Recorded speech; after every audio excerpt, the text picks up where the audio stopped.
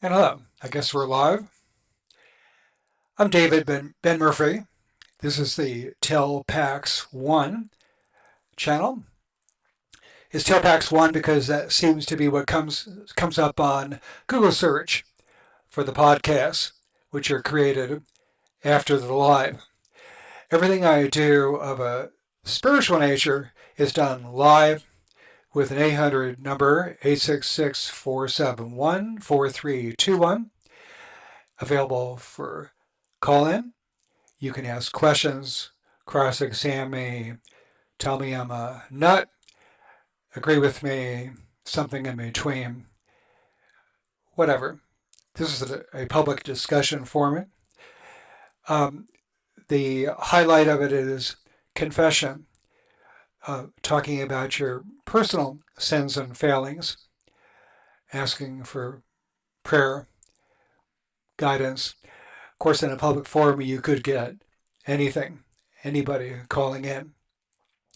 But even that's helpful, giving you opportunity to think and reflect and even change um, your opinions. I don't have much of a dogma, meaning something that's solid, unchangeable, except for the fundamentals of the Christian faith. Jesus is God, we're sinners, his death on the cross paid for those sins. If we're believers, then we should look like believers. We should be obedient to our master. Um, Jesus said that my friends are those that obey me. If you don't obey the Ten Commandments and what God is speaking to you personally, what kind of friend are you? I believe in a two-way street for prayer and also confession, which is the great disappointment of the Catholic experience. They have lots of confession available, not as much as they did when I was a kid. The confession lines have shrunken greatly.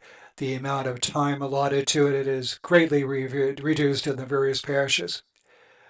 But still, it's there, and you get a one-way flow.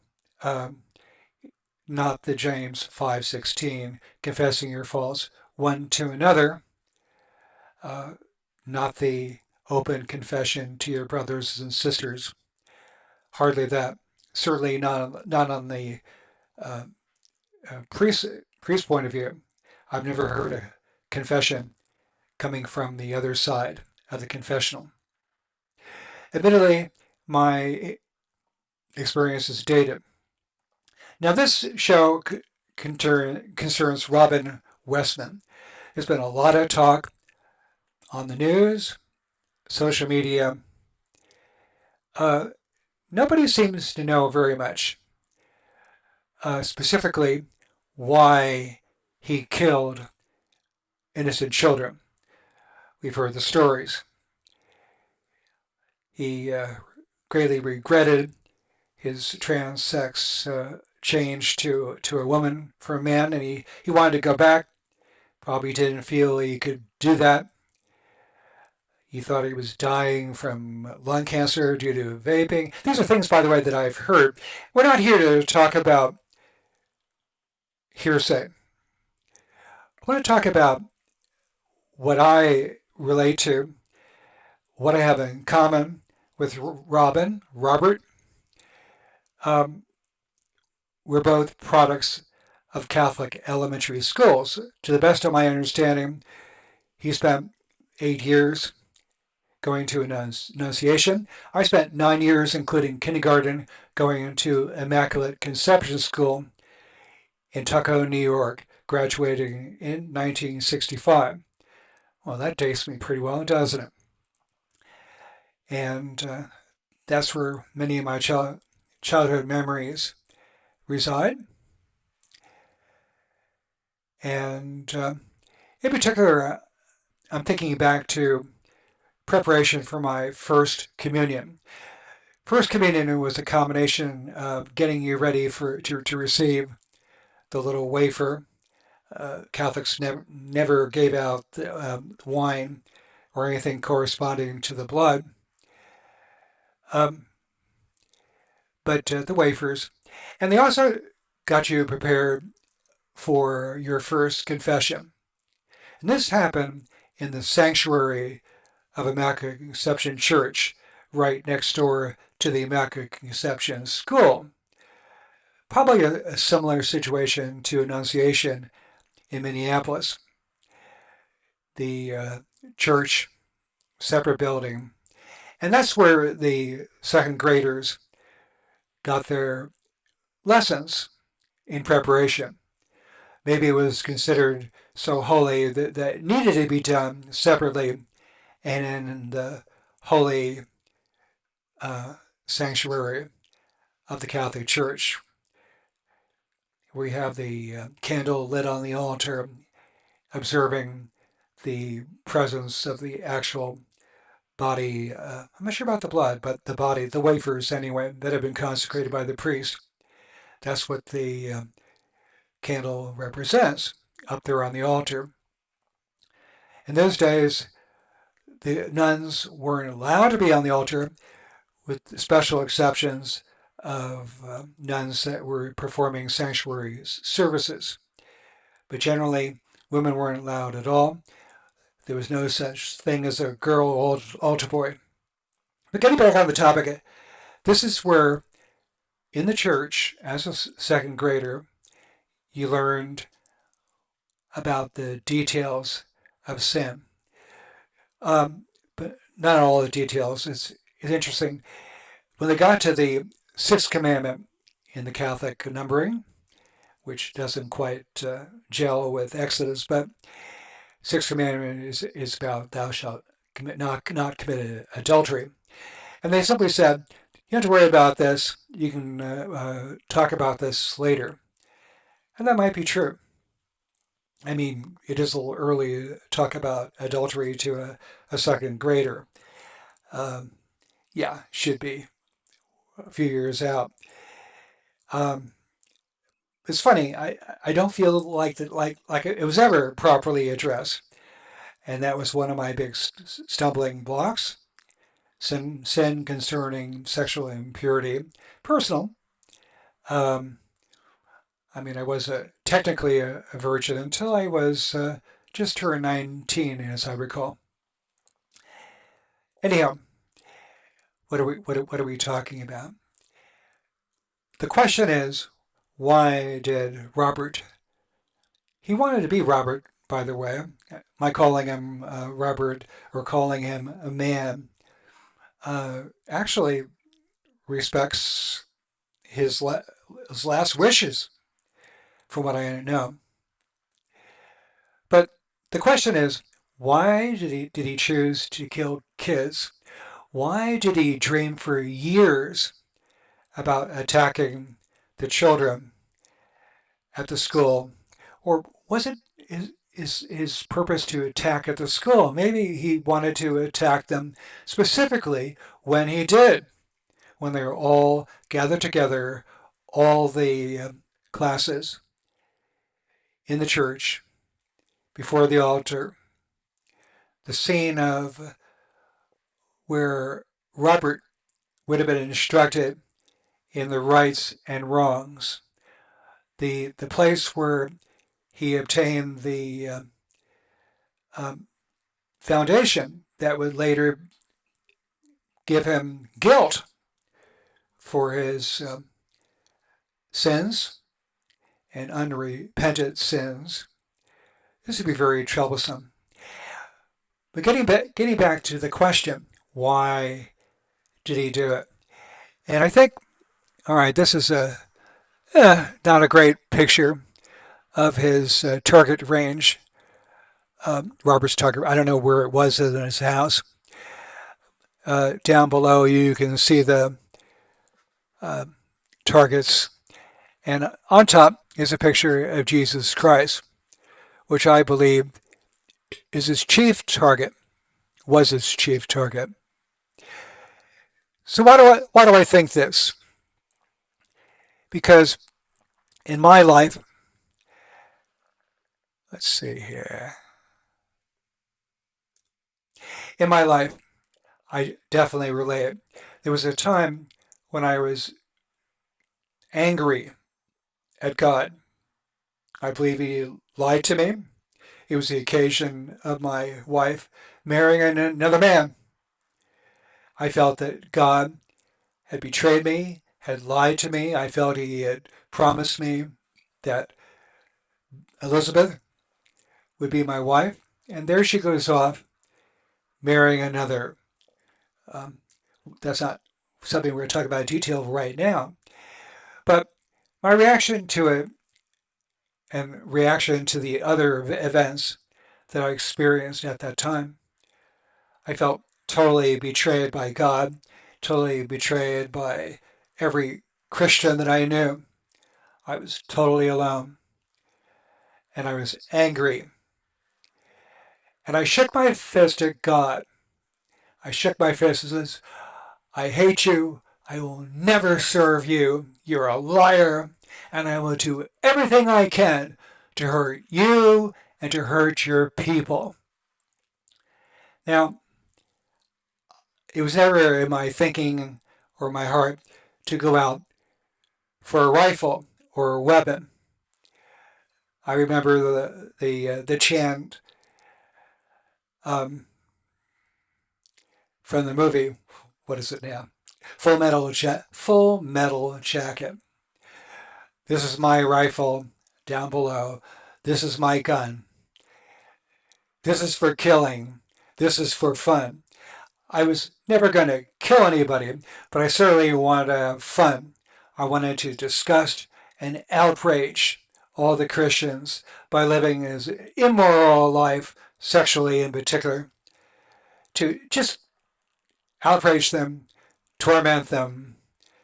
That was my idea of getting even. And revenge, by the way, is the object of what I'm talking about. And the problem is, how do you get revenge on God, who's eternal? I mean, Jesus is no longer on the earth in bodily form here, where you can grab him and crucify him or something else, stone him, burn him alive, cut his head off, whatever. That's not possible. And yet, when you have hatred in your heart, revenge in your heart, this is what you long for. I mean, how can I hurt him? Now I'm drawing to the what I think is the answer. He want Robert greatly resented God, and he wanted to hurt him with all his might. What I suggest? Simply, he wanted to hurt him by hurting those that are closest to him. And who's closer to God than innocent children? Now, I'm not sure if 8 or 10 years old, the age of the actual victims, that they're totally innocent, but they're sure more innocent than most of us would be a few years later on, with the onset of hormones in particular, and the onset of more individualized thinking. So that, I think, is the explanation. He wanted to hurt God. He wanted to hurt Jesus. Let's kill the kids. And it's as simple as that. Of course, when you entertain these thoughts and keep entertaining them for years, you're not just entertaining thoughts and ideas. You're entertaining evil spirits, demons. This was true in my own life. Demons had great influence in my life and affected the way I lived, which was as evil as I could make out in those years from the time my wife went off until she came back. And what was that? About 4 years. I mean, I'd become a wicked man. It's not to say I wasn't wicked before that, but let's say I really boned up on it and became as proficient as I could. So spiritual darkness enters your heart, and more than anything, it makes you attach to a lie. The greatest effect of demons in this world are lies that take over your viewpoint, your identity. That was certainly true in Robert's case, and it was true in my case. And in my case, it's only God's mercy over a period of many years and my being humbled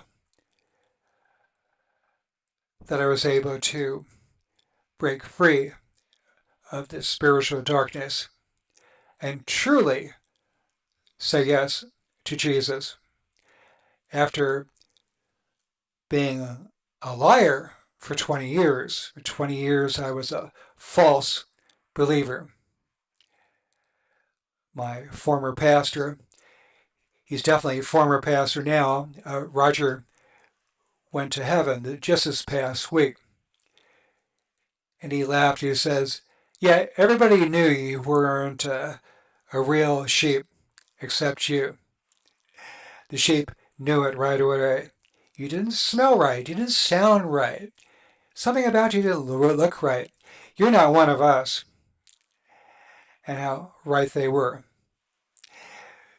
So I see nobody's called in yet. 866-471-4321. A shame.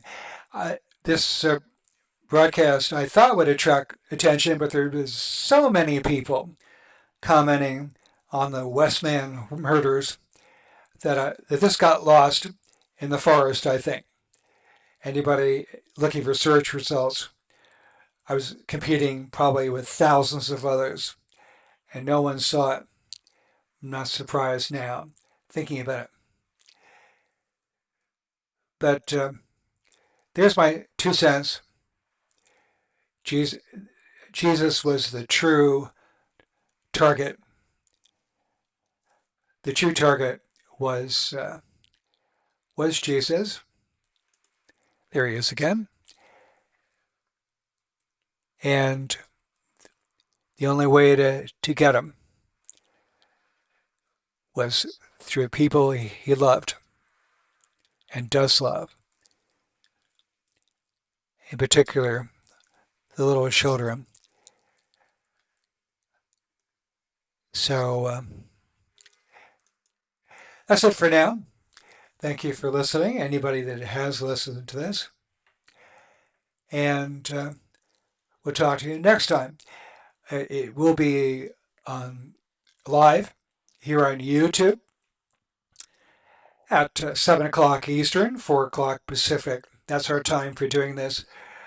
And after that, it will show up as a podcast, audio, on various platforms. Anyway, thanks a lot. God bless you guys.